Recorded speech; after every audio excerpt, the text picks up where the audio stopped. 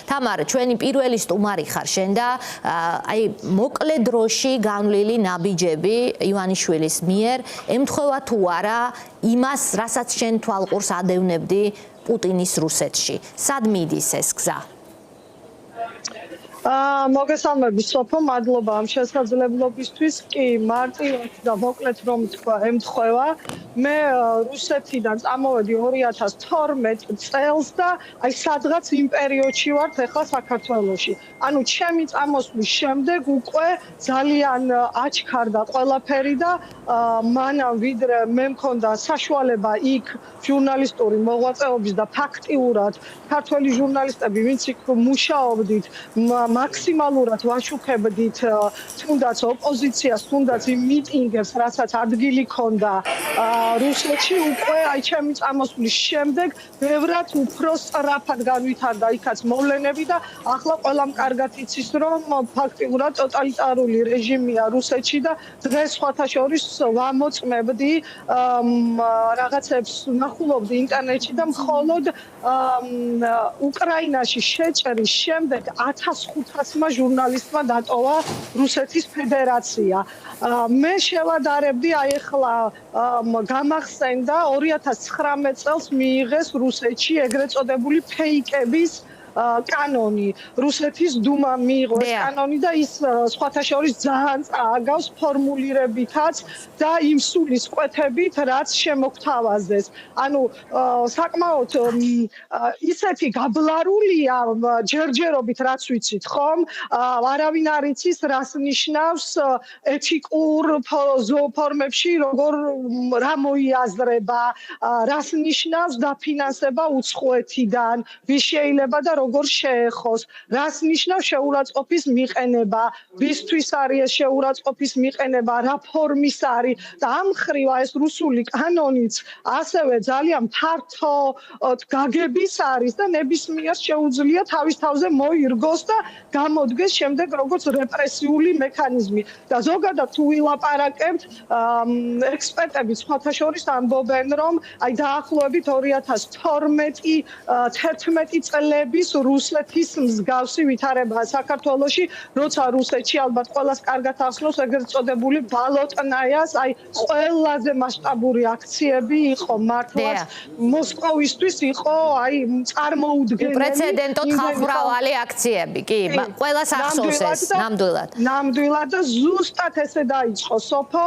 აი ესეთი ბრუტალური დაშლით აქციების, ანუ ერთად მიმდინარეობდა, ნახეთ, აქციების მონაწილეების დაკავებები, მათზე სისხლის სამართლის საქმეები, პარალელურად ზეწოლა პოლიტიკოსებზე, მათზეც ასევე საქმეები და პარალელურად მედიაზე. ანუ სამი ძირითადი ხაზით მიდიოდა აი ეს რეპრესიები, პირდაპირ უკვე შეგვიძლია თქვათ პუტინის მხრიდან და მან მოახერხა მაშინ ამ პროტესტის ჩახშობა და მე როცა ვაშუქებდი და იქ ვიყავი ამ პერიოდში, აი მახსოვს როგორი სულისკვეთება ჰქონდათ მოსკოველებს, აი შუა კლასის, აი ამან შეაშინა ყველაზე მეტად ვლადიმერ პუტინი, რომ შუა კლასი, რომელზეც იდგა ქვეყნის ეკონომიკაც და აი ვისაც უნდოდა ქვეყნის განვითარება, სწორედ ის იდგა ქუჩაში.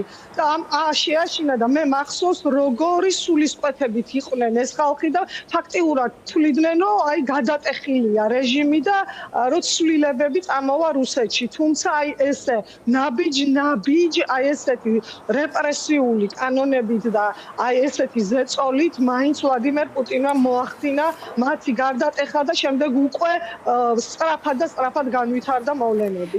კი ბატონო თამარ, აი მედიის ნაწილზე მინდა რომ კონცენტრირდეთ, NTV-ს ასე ვთქვათ მოშთობა, შემდგომ სხვა დამოუკიდებელი არხების, ეხო მოსკვის დადანაშაულება, fake news-ის გავრცელებაში, ეს ყველაფერი ხდებოდა ნაბიჯ-ნაბიჯ. ჯერ დაიწყო ზუსტად ისე როგორც საქართველოში, ხომ? ჯერ ბოიკოტის გამოცხადება იყო, შემდგომ ლიცენზიის ჩამორთმევაზე საუბარი. ეს ყველაფერი ჩქარა მიდის უბრალოდ ჩვენთან, თუმცა იდენტურია აბსოლუტურად მედიის ნაწილში, რაც იქ მოხდა. რატომ არის სამიზნე მედია? ეს თქვენი გამოცდილებით. სოფო არამხოლოდ ჩემი გამოცდილებით, ექსპერტებიც, პოლიტოლოგებიც ძალიან კაფიოდ ამბობენ, რომ მედია არის ყველაზე მნიშვნელოვანი და ნომერ პირველი მტერი ავტოკრატიული რეჟიმების და განსაკუთრებით იმ რეჟიმების, რომლებიც აი თუნდაც მწიფე დემოკრატიიდან უკვე გადადიან ასეთ ავტოკრატიის გაფორმების რეჟიმში, რადგანაც მათი აი ამ რეჟიმის და მათი იდეოლოგიის წინააღმდეგია ყველაფერი, რაც შეიძლება ეხებოდეს აი პლურალიზმს, აზრის გამოხატვის თავისუფლებას და ადამიანს არ უნდა ჰქონდეს საშუალება, რომ ალტერნატიული აზრი მოისმინოს, რაღაცა გაიგოს, თქვათ, რეალურად რა მოვლენები მიდის ქვეყანაში და იცით როგორ ხდება პროპაგანდისტვის, აი ყველაზე დამახასიათებელია საინფორმაციო ქაოსის შექმნა. იმედენად ქაოსური ინფორმაციის მოწოდებაა, რომ მომხმარებელს, ანუ უკვე მომხმარებელმა აღარ იცის, რამდენად სანდოა და საერთოდ ვინ არის სანდო. ანუ ჯერ პირველი ნაბიჯი არის სანდოობის დააკარგვა სხვადასხვა მედიების, რომ ისინი არ არიან სანდო, რომ ისინი რაღაც fake news-ებს აქვეყნებენ, რომ ისინი არიან მიკერძოებული. ამის შემდეგ გამოდის აი ეს ველზე სწორედ ეს საინფორმაციო ქაოსი, ძალიან დიდი ნიაღვარი ინფორმაციის, რისი გადამუშავებას და გაფილტრაც ადამიანისთვის ძალიან რთულია. და შემდეგ უკვე ბოლო ნაბიჯია ალბათ, ჩემი აზრით და დაკვირვებით, როდესაც უკვე რეჟიმი, ვისაც სურს რომ ავტოკრატია დაამყაროს, საერთოდ უნდა მოაშთოს აი ეს ალტერნატიული აზრის წყარო. ამ შემთხვევაში პირველი, რა თქმა უნდა, არის ტელემაუწყებლები და ის მედია, რომელიც ფარავს ქვეყანას მთლიანად, ანუ ვისაც დაფარვის დიდი არეალი აქვს. მე რატომ გადავწყვიტე ამ თემაზე, ჩვენ რატომ გადავწყვიტეთ აქცენტირება, ხომ?